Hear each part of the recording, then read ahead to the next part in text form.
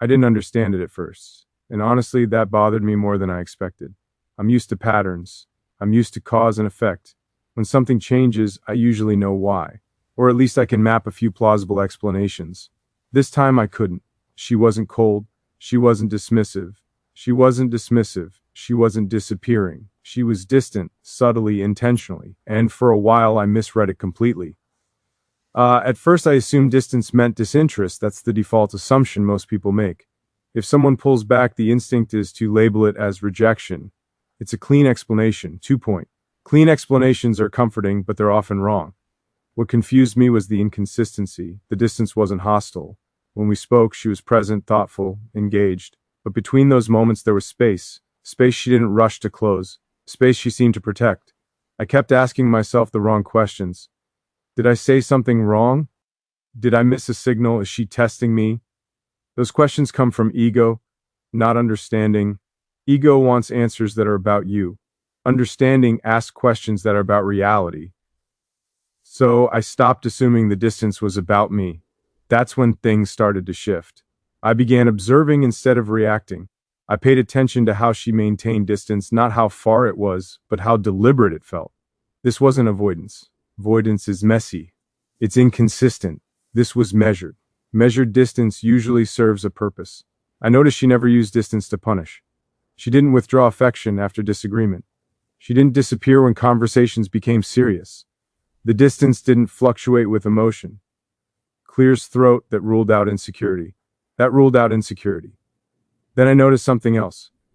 The distance wasn't increasing. It wasn't expanding over time. It was stable, constant, almost structural. Structures exist to protect something. Size, that's when I realized I'd been looking at distance the wrong way. I was treating it as absence. It wasn't absence. It was a boundary. Boundaries are misunderstood. People think boundaries mean walls. They don't. Walls keep people out. Boundaries define how close someone can come without causing damage, and suddenly her behavior made sense. She wasn't keeping distance because she didn't care. She was keeping distance because she did. Snorts, that realization didn't come with relief. It came with responsibility. Because if distance was a boundary, then crossing it thoughtlessly would do harm, and harm isn't always loud. Sighs, I started revisiting our conversations with a different lens. Not looking for mistakes, but for signals. Signals that ignored because they didn't fit my assumptions. She never rushed emotional closeness. She never mirrored intensity just to match the moment. She never filled silence to keep things moving. That wasn't hesitation, that was discipline. Sighs, emotional disc. Ipline is rare. Laughter. I realized something else too. She never asked me to chase her. Distance that's meant to provoke pursuit is manipulative. This wasn't that. She wasn't creating scarcity to gain control. She was creating space to stay grounded. Grounded people don't rush attachment. They let it earn itself. That forced me to look at my own reactions. Why had the distance unsettled me? Not because it was unkind, but because it removed predictability. I couldn't rely on momentum. I had to rely on consistency. Momentum feels exciting. Consistency reveals truth. Size. I also realized how often I'd equated closeness with speed. Fast replies, longer conversations, more availability. Those are easy metrics, they're also misleading. Depth doesn't correlate with speed. Size or distance was an emotional withholding. It was emotional pacing. And pacing matters when you're building something that isn't meant to collapse under its own weight. I noticed she was always clear, but nay, or excessive. She answered honestly, but didn't over-explain. She showed interest, but didn't surrender autonomy. Autonomy preserved is trust maintained. That's when I stopped trying to interpret her distance as a signal about the future and started seeing it as a signal about the present. She was protecting the quality of the connection, not rushing to define it. Size definition too early can ruin alignment. I realized she wasn't asking how close can we get quickly. She was asking how close can we get safely. Safety isn't about comfort, it's about sustainability. I started respecting the distance instead of resisting it, not by pulling away, but by not pushing. I stayed consistent, present, available without pressure. Something interesting happened when I did that. The distance didn't grow, as softened. Not disappeared, softened, not disappeared, softened. There's a difference. Softening means trust is forming. Trust doesn't eliminate boundaries, it relaxes them gradually. I realized that every time I didn't rush her, didn't demand clarity, didn't interpret space as rejection, I was showing her something important. That I wasn't there to consume her attention. I was attention. I was there to respect her there, to respect her rhythm. Rhythm. Rhythm alignment matters more than rhythm alignment matters more than chemistry. I also understood why she chemistry. I also understood why she never explained the distance. People who never explain the distance. People who have healthy boundaries don't announce have healthy boundaries don't announce them. They enforce them quietly. Them. They enforce them quietly. Explanation invites negotiation. Explanation invites negotiation. Boundaries aren't negotiations. Boundaries aren't negotiations. Boundaries aren't negotiations. Boundaries aren't negotiations. That was a humbling realization. That I wasn't a humbling realization. I had been waiting for her to close a distance on my terms without real easy. NG that the distance was already doing its job. It was filtering behavior, revealing patience, testing respect without saying a word. Distance is a test you don't know you're taking, and the only way to pass it is by not trying to beat it. I finally understood why she'd been keeping her distance. Not because she was unsure, not because she was afraid, but because she knew exactly what she was protecting, herself, the connection, and the possibility that something real could grow without being rushed into distortion. This understanding changed how I see closeness entirely. Closeness isn't measured by proximity, it's measured by trust under restraint. Restraint is underrated. This is just the first part of what I realized. Because once you understand why someone keeps their distance, the next question becomes unavoidable. How do you respond without breaking what they're trying to protect? That's what comes next. Shh. Let this sit. If this resonated, if you've ever misread distance before, understanding it, take a moment to like this video. If you want more reflections grounded in clarity, patience, and emotional intelligence, subscribe. And if something here felt personal, leave a comment, even a simple one. Sometimes distance isn't rejection. Sometimes it's care expressed quietly and with intention. Once I stopped treating her distance as a problem to solve, something unexpected happened. The tension I've been carrying quietly disappeared. Not because the distance changed, but because my relationship with it did. Understanding doesn't always alter circumstances. Sometimes it alters interpretation. And interpretation is everything. I realize how instinctively people rush to close distance. We're taught that closeness equals progress, that availability equals interest, that speed equals sincerity. But that framework collapses when you meet someone who doesn't operate on urgency, someone who values stability over acceleration. She wasn't moving slowly because she lacked intention. She was moving deliberately because she had it. That distinction matters more than most people realize. I began paying attention to how she showed care without proximity. It wasn't in constant messages or dramatic gestures. It was in consistency, in remembering details, in responding thoughtfully, even when time passed between exchanges. Consistency without proximity is a form of trust. I also noticed she never filled space with reassurance. She didn't say things just to calm uncertainty. She didn't soften truth to keep momentum alive. She let the connection stand on its own integrity. Integrity doesn't need constant affirmation. This forced me to confront something uncomfortable about myself. Part of my discomfort with her distance wasn't about hurt, it was about control. Distance removed my ability to predict outcomes. It forced me to exist in the present instead of projecting forward. Size projection is a subtle form of control. When you project, you try to secure emotional certainty before it's earned. She didn't allow that, and I realized that was intentional. Distance was how she protected reality from fantasy. Fantasy thrives in speed. Reality requires pacing. I started asking different questions, not about her, but about myself. Why did I feel uneasy with that frequent reinforcement? Why did I associate space with risk? Those questions didn't accuse, they clarified, they showed me world conditioning still lived. I remembered how often people collapse into closeness to avoid discomfort.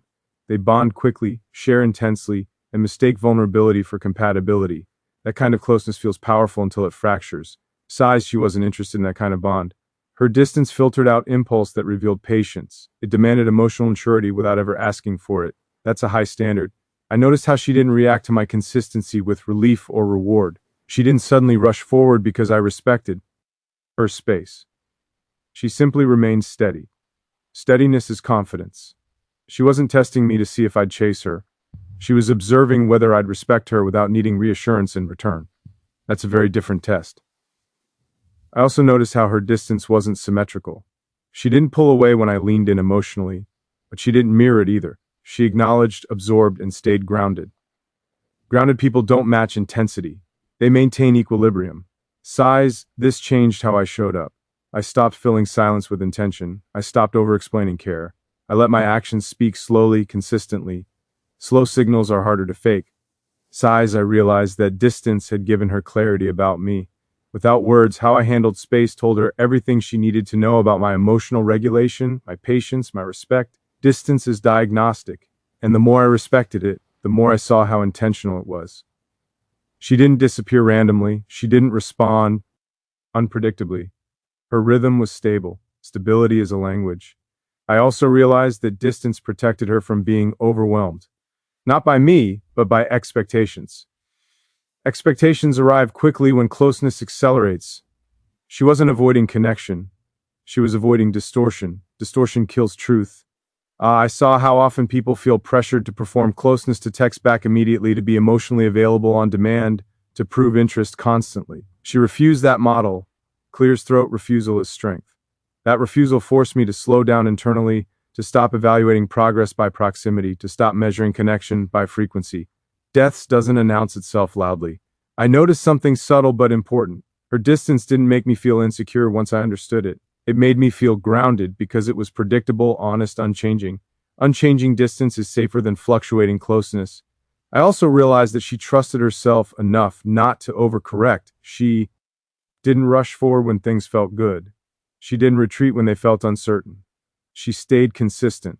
Consistency without attachment pressure is rare. I started seeing her distance as self-respect in motion. Not defensive, not fearful, self-respecting. Self-respecting people don't need to explain their boundaries. They live them. That realization reshaped how I see emotional availability. Availability doesn't mean unlimited access. It means reliable presence within defined limits. Limits protect quality. I also noticed how she allowed me space as well. She didn't demand immediate vulnerability. She didn't interpret my quiet moments as withdrawal. That mutual respect for space created safety. Safety without suffocation is the foundation of trust. I realized that distance, when mutual and intentional, isn't separation, it's structure. Structure supports growth. Snorts and growth doesn't happen when everything is immediately accessible. It happens when attention is earned. Not consumed. I stopped asking when the distance would close. That question no longer mattered. What mattered was whether the connection remained intact without forcing proximity. It did. And that told me more than closeness ever could. The distance didn't weaken a connection, it refined it. Refinement is quiet. Refinement is quiet.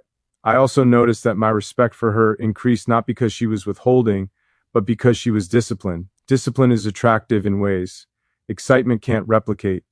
By the time I fully understood her distance, it no longer felt like distance. It felt like pacing, like trust unfolding at a sustainable speed. That changed everything, because once you understand why someone keeps their distance, you stop trying to close it and start asking whether you're capable of honoring it long term. That's a different question entirely. And in the next spot, I want to talk about how honoring that distance changed the dynamic between us and what happened when. Patience replaced pursuit. That's where this continues. Shach. Let this sit. If this resonated, if you've ever realized that distance can be intentional, not rejecting, take a moment to like this video. If you want more reflections grounded in emotional clarity and maturity, subscribe. And if something here mirrored your own experience, leave a comment, even a simple one. Sometimes distance isn't what separates people. Sometimes it's what keeps something real from breaking too soon. When Clear's throat patience replaced pursuit, the entire dynamic changed, not suddenly, not dramatically, but unmistakably. It was one of those shifts you only notice after it's already happened.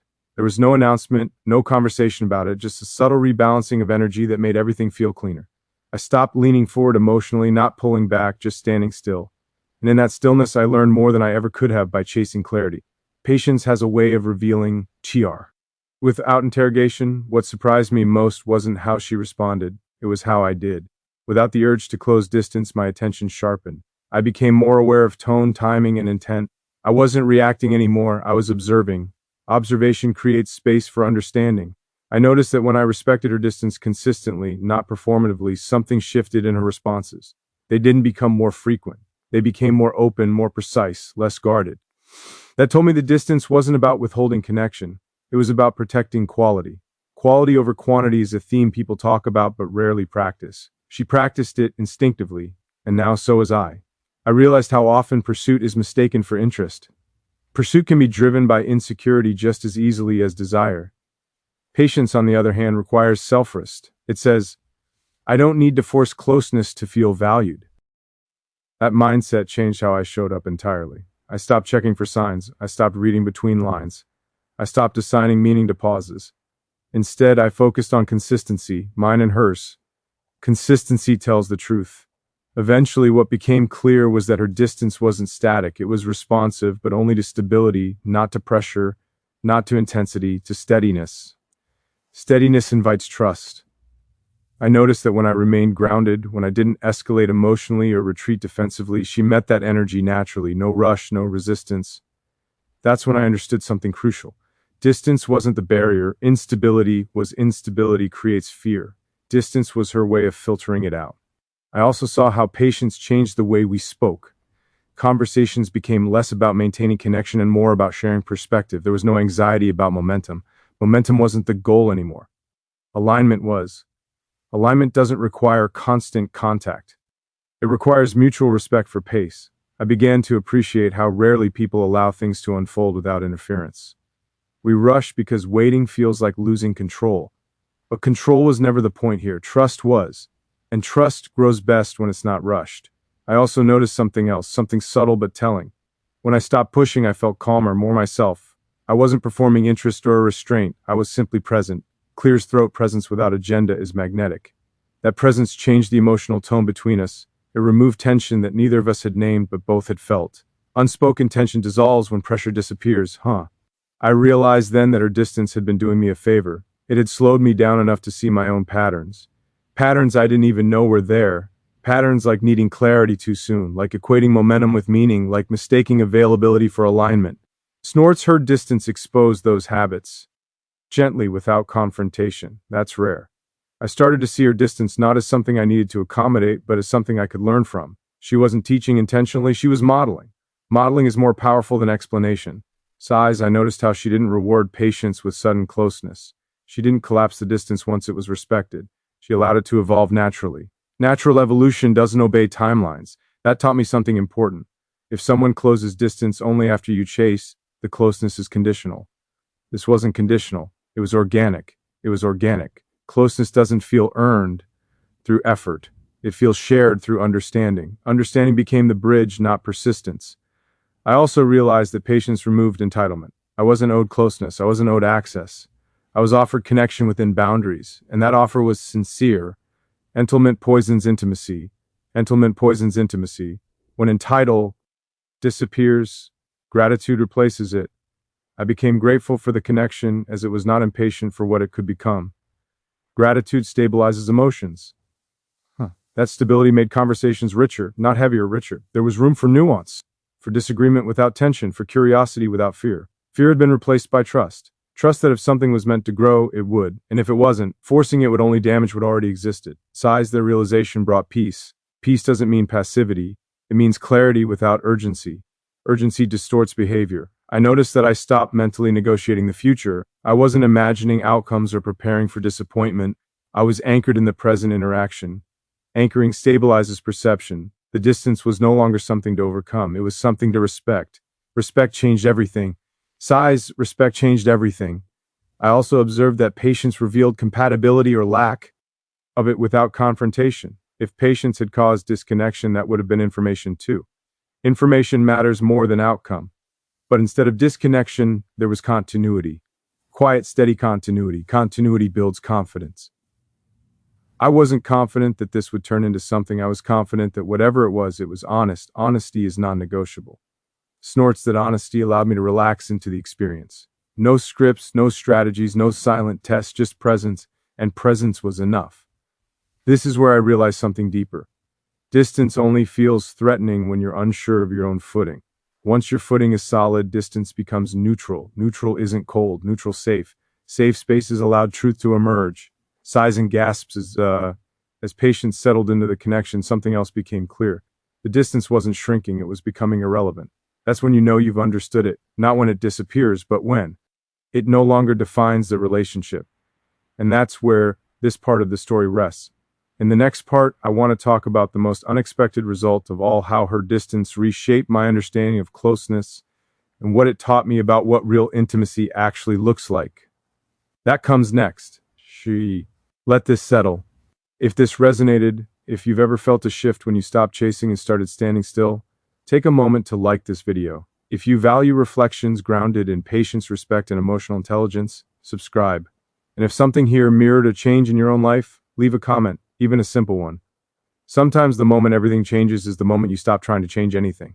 Once clear's throat, the distance stopped defining us, something else quietly took its place. Intimacy, not the kind people usually mean when they say that word, not closeness measured in time or frequency or emotional exposure.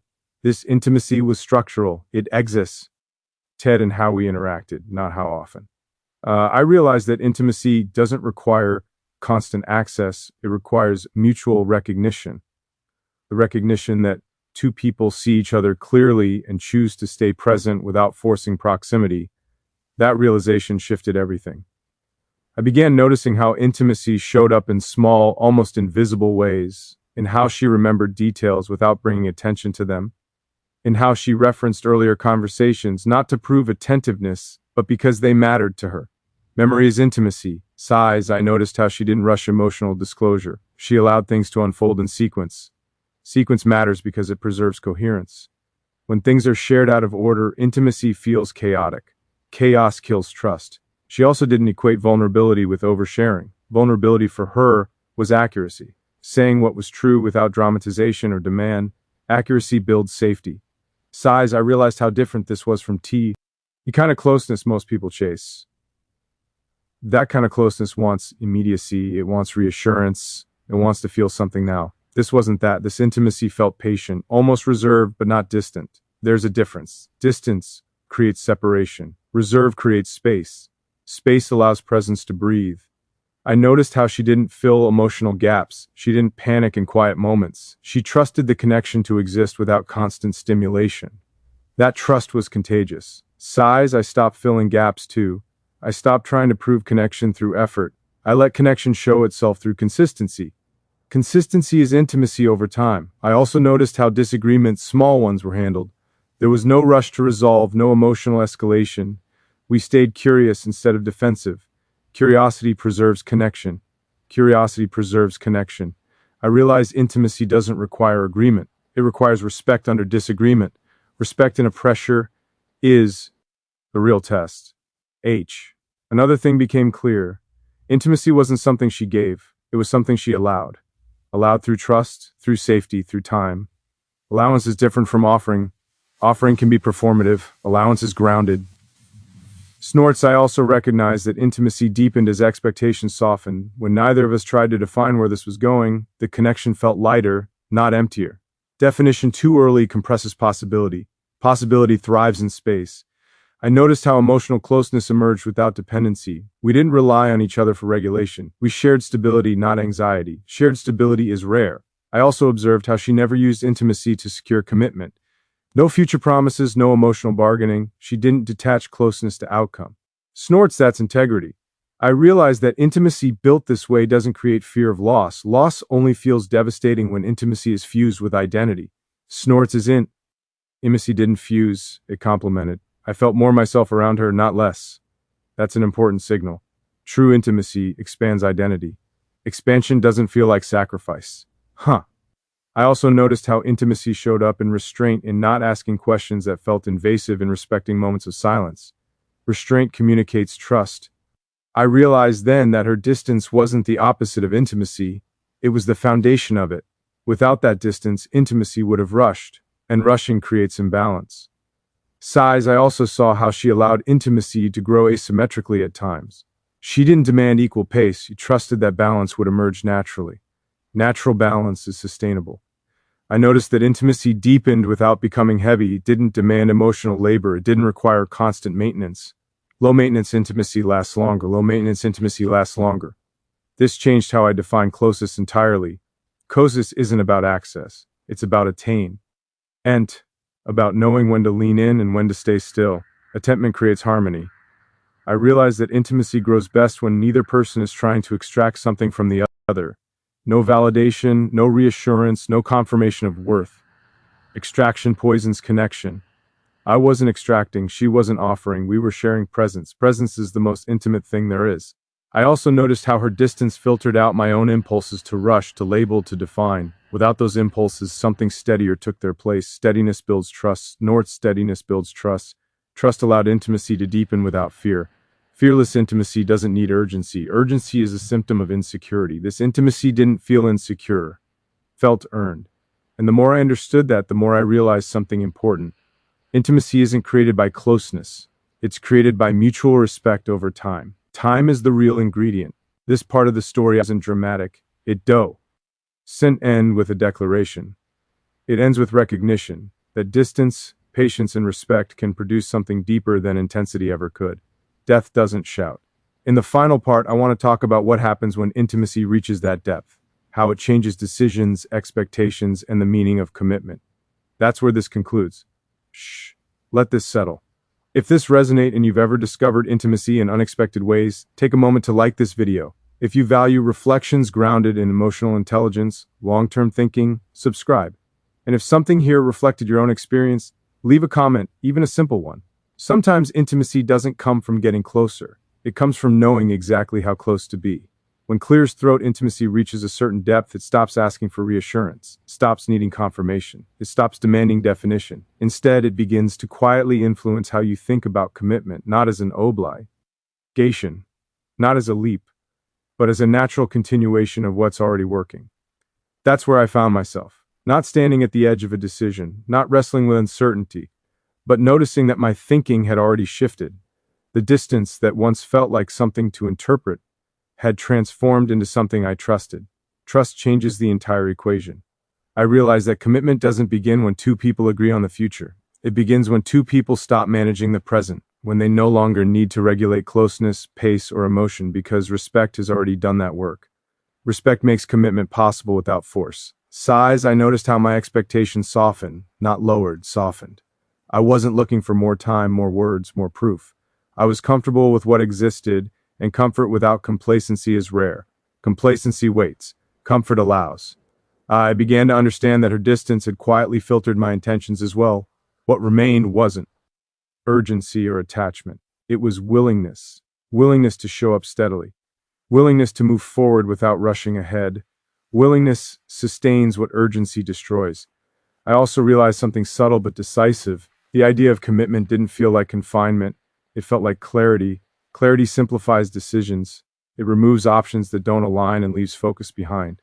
Focus is a form of freedom. I wasn't committing to proximity. I was committing to process, to how we communicate, how we pace, how we respect silence and presence equally. Process matters more than promises. I noticed that my fear of misalignment was gone. Not because alignment was guaranteed, but because I trusted our ability to respond honestly if it ever appeared. That trust changes everything. Trust in response is more important than trust in outcome. I also recognize that commitment at this stage wouldn't require dramatic declarations. It would show up in consistency, in staying present even when nothing. She demanded attention, in honoring distance even when closeness felt tempting. Temptation tests discipline. Size discipline, I realized, is the quiet form of devotion. I didn't need to ask her to close the distance. I didn't need to ask her ask for. What mattered was whether I could continue respecting the rhythm that created trust in the first place. And I could. That's how I knew something real had formed. Not because the distance disappeared, but because it no longer needed explanation. It had become part of the structure we shared. Structure supports longevity. I also understood that real commitment doesn't erase individuality, it protects it. Persistence wasn't something to overcome, it was something to integrate. Integration is maturity. I stopped wondering what this would become and started appreciating what it already was. Appreciation without expectation is one of the strongest forms of respect. Respect deepens connection without pressure. That respect made the future feel less like a question and more like direction. Direction doesn't rush, it unfolds as long as alignment remains intact. Alignment reveals itself over time. I snorts also realized that intimacy built this way doesn't create fear of loss, it creates gratitude for presence. Presence without possession. Connection without control. Control suffocates what patience builds. Size, I wasn't holding on tightly, I wasn't preparing to let go, I was simply participating, fully, honestly, without distortion. Participation is commitment in motion.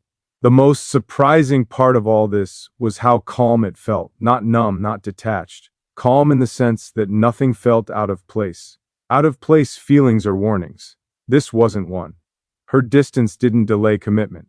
It refined it. It ensured that when commitment emerged, it would be chosen, not triggered by fear, excitement, or pressure. Chosen commitment lasts.